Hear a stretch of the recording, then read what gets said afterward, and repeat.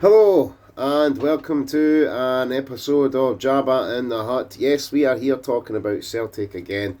I've not been on for a wee week because obviously I've just been letting everything kind of build up until eventually things just don't make any sense anymore, and I just feel like coming on here and just having a little rant and a rave about how absolutely unprofessional and how fucking organised Celtic are at this point of the season. We have basically two friendlies that have been done and dusted, and we have only really had one original signing in the building, and that is that Camilla Duran.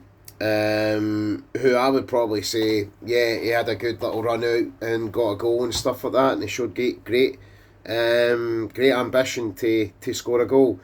But sorry, I'm going to sneeze here. Or at least I thought I was.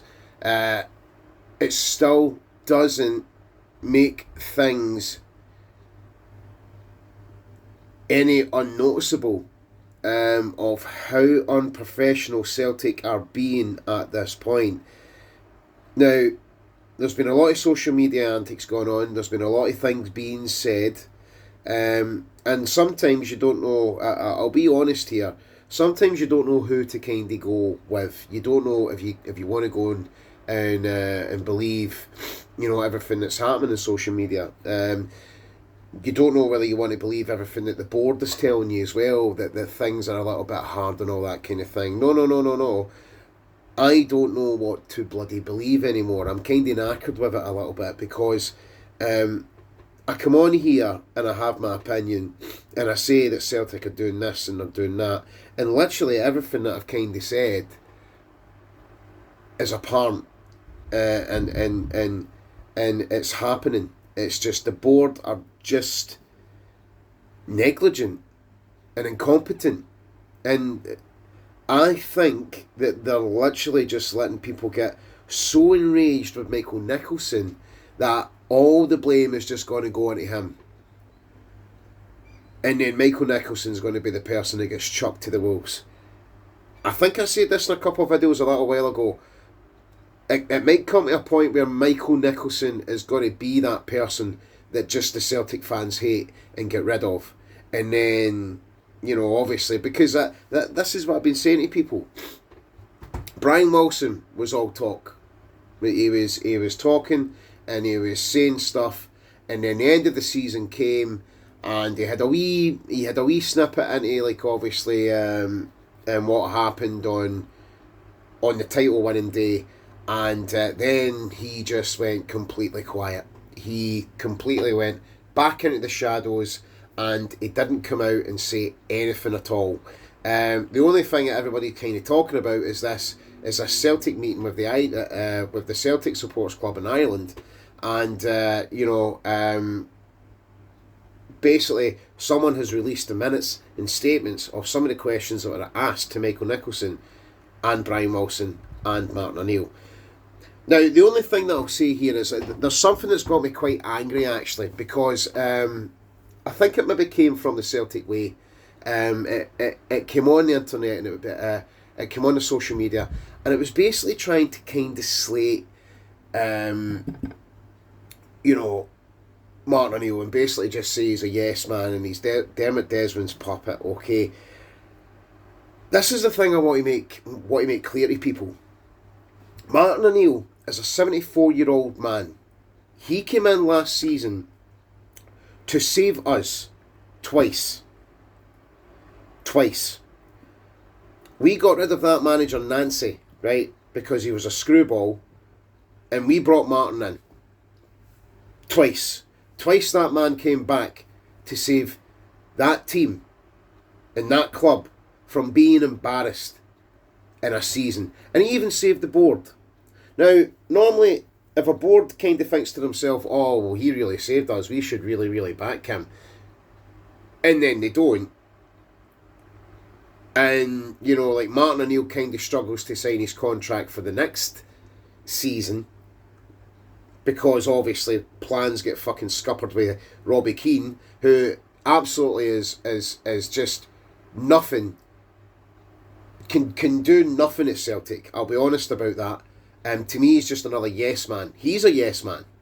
To me, I think Martin's a different kind of kettle of fish. Martin is a 74-year-old man. Martin, I can tell you the way Martin's day would probably go day to day. People were slagging him and people were saying nasty things. And this to me has really got my goat up because I love Martin O'Neill. I'm not expecting much from him. The only thing I expect from Martin O'Neill is to be the talisman and to maybe bring his knowledge in at some points. Not to fucking get the cones out and start fucking planning drills and planning training sessions and stuff like that. That's what he's got Sean Maloney and following him there for. And Stephen McManus and Ross Grant. That's what he's got that team in for. That's why he wanted that team in. So, this is what I think Martin O'Neill's day consists of. He wakes up in the morning, right, with his Celtic jammies on. He goes downstairs. He makes himself a nice cup of coffee. He takes his pills. And then he basically reads the paper for like maybe 15 minutes. He gets freshened up. Then he goes like that. He says, right, I'm away to the bus stop. I need to get the bus to fucking Parkhead. So then he gets on the bus. He's talking away to people. He's like, how are you doing? You know. And then he gets off the bus. And he goes, he takes that long walk up to Parkhead. Everybody's like, oh, Martin, how you doing? You alright, mate? How's things? What you want for breakfast and all that? And Martin O'Neill's like, oh, do you know what? I'll have a wee roll and scrambled egg. That'll do me because the stomach's not quite right. I'll have a wee roll and scrambled egg, thank you very much. So the cafeteria person goes and makes Martin O'Neill a wee roll and scrambled egg and another wee cup of tea or a coffee, whatever Martin O'Neill wants, alright? And then she brings it down to him and she says, right Martin, where you going now? He's like, oh, I need to go up to this Lennox town and start the training and all that kind of thing, you know. So he goes up there and he goes up to Lennox and he's got all the boys and he's done like an hour of training and he's like that. He turns around to Sean Maloney and following him and he says, right guys, that's me done, alright. Boys are doing great.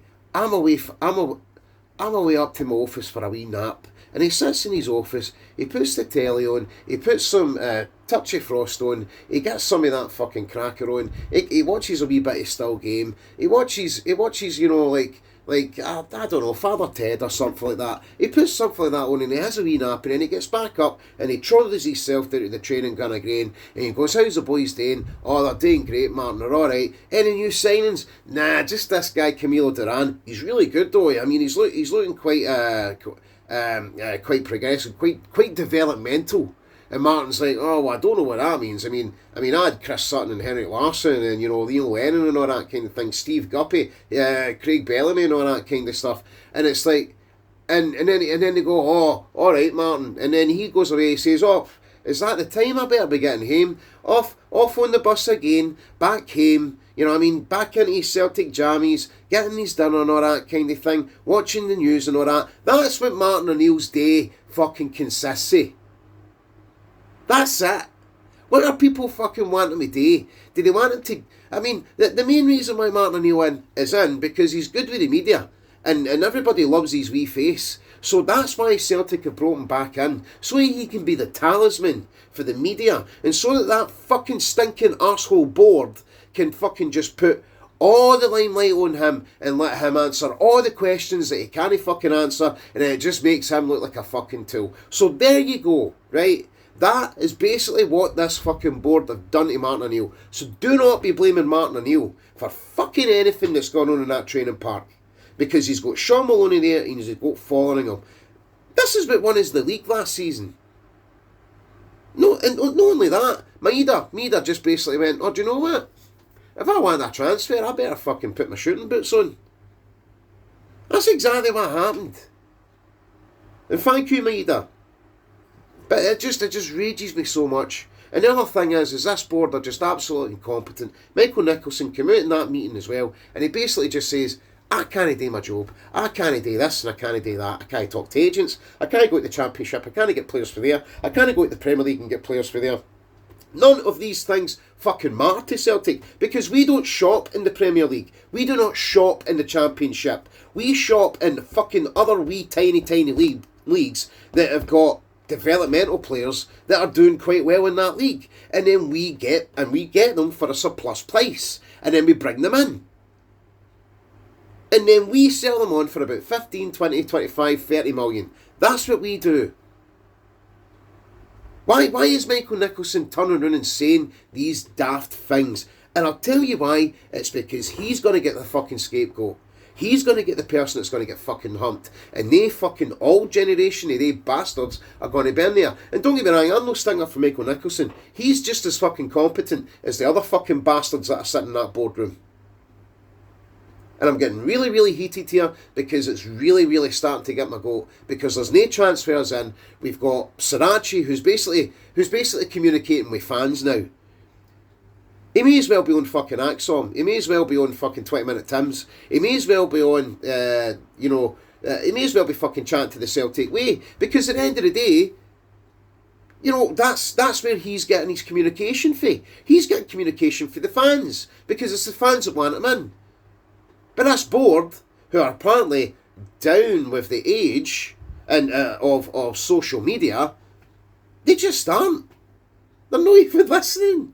And he chose away Burraspor. We had these guys in the building and we didn't once fucking go to their house or like go up to them in training and go, how would you like another year's deal? How would you like to be at this club? Aye, well, how much you want? No bother, we're Celtic Football Club, we can afford that. Celtic Football Club need to change their ways completely here, right? Now, I don't know what's happening with Celtic right now. I don't get it. I don't understand why they keep going back to this philosophy of we're just gonna, like stumble into the Champions League somehow, and then we're gonna try and sign players. If that's the plan, my God, is it fucking stupid. My God. Why are you... And the other thing is, we need to sell players before we can get players in. You automatically know, as soon as you sell players and you get a good amount of money, right, you're going to have to spend big money on players because their clubs are going to know that you have money. And if you want their player, you better pay the money for that player. It's absolutely fucking untenable. These people in this board should be fucking out. Especially Nicholson. And I think this is the way it's going. This is the way it's going. Nicholson is going to be the massive scapegoat, and they old bastards that are sitting up there are just going to fucking run that roost until he becomes a scapegoat. So listen, don't let them fucking... Do not let them overshadow Michael Nicholson as the supreme bad guy there, because just behind Michael Nicholson there's a bunch of other fucking shadowy figures waiting, and they're just going to retreat back into the shadows. I can't believe it. I can't believe we're getting to a point where we're literally struggling to get players in, and the excuses are because it's Glasgow. We like to bring in younger models for development. That's fine. That's alright. But you need to start getting them in. It's a joke. It's a fucking joke. and I'm laughing about it. They know, because, I mean, the thing is, like, I mean, I could sit here today and I could say, I could do a better job than Michael Nicholson. I could do a better job than Brian Wilson. I can do a better job than that fucking Chris Mackay. And it makes you think, what would happen if we had kept Don Mackay? What would have happened? How would the club went forward? I'll tell you something that we would have done. We'd have started having gigs at fucking Parkhead again. We'd have started doing more events at Parkhead during this fucking terrible fucking pre-season. We've got Middlesbrough tomorrow, and we're not going to see any new signings. Might see Camilo Duran, maybe, but apparently he's not fit enough to play a full game. So yeah, we need to get him in a fucking pre-season, don't we? We're not going to be able to see the good stuff of him in pre-season. And I know, it's pre-season, it's friendlies, you're not supposed to look too highly at the pre-seasons. But the thing is, the pre-season's there to get a look at the new players and see how they gel with the team that they've got. We have absolutely no new players in to get ready for this season. So, I'll be honest, I think right now, the start of the season, we are going to struggle. And if Martin doesn't get backed, Martin's going to leave. And who are we going to get left with? Who is the guy that's going to get fucking left in that armchair? Sean Maloney. And if Sean Maloney doesn't want to do it, then Fotheringham will fucking be left with it. And if Fotheringham doesn't want to do it, then guess who? Steve McManus. Because where the fuck are we going to find a manager? Unless we go, oh, hello, Neil Lennon. Are you in the shower? Aye, right, that's good. That's where we want you to be, because this is where we offered you the job the last time. How would you like to be Celtic manager for the third time? That's what's going to happen. It's just going to be that way with Celtic. Because if you're not a Celtic man, if you don't have Irish roots, you're never going to get in this fucking club.